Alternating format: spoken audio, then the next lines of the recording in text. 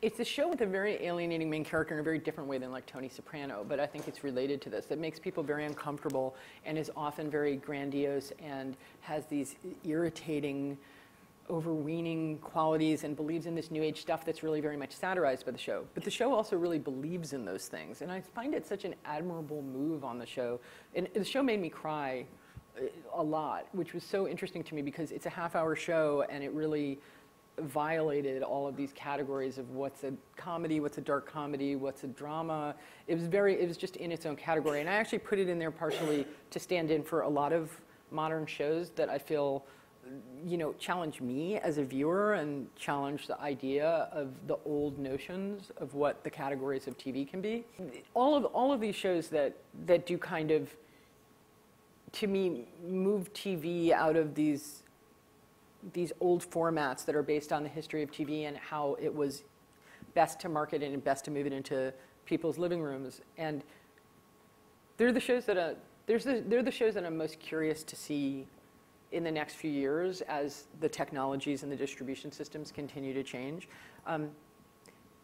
It's funny, I've always had huge regrets that I didn't write a big piece about Enlightened earlier on. And I think a lot of, every critic kind of went bananas when we realized that the show, like many shows like this, why would you expect something like this to have a large audience? So I wrote a blog post about, I wrote a blog post about this iconic female character that I was noticing a lot on TV that was essentially a high-strung, irritating, but idealistic woman who had a kind of vibrating intensity to her and was different than the sort of go-girl kind of female character that could be people's role model.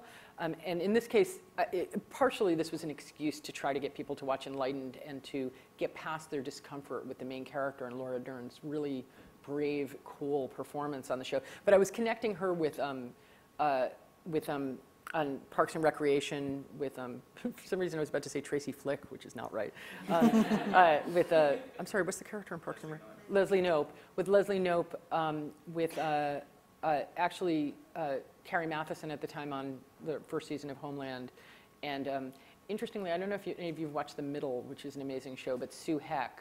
And then as this conversation expanded, people seemed to think I was talking about any irritating female character.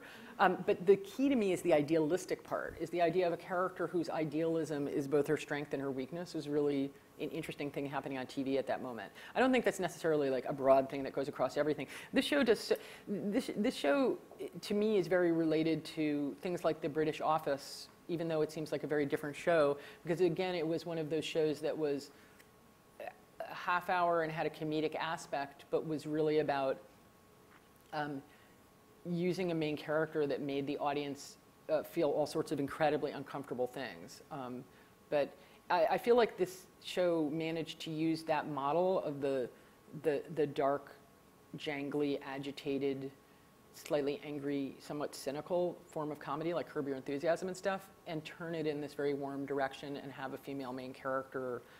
I don't know. I'm interested in the show, but I'm also interested in a lot of these shows that have kind of indie movie feelings to them, like Looking is a little bit like that, and I don't know. There's a bunch of new shows, so I'm curious whether actually Jill Soloway has this show called Transparent that's going to be coming out on Amazon that seems to have some of that thing. And these shows are never going to have mass audiences, so to the extent that I care about the TV industry, I'm just desperate for there to be ways for them to survive. Now, this show did have 2 seasons, so I can't be too mad about it.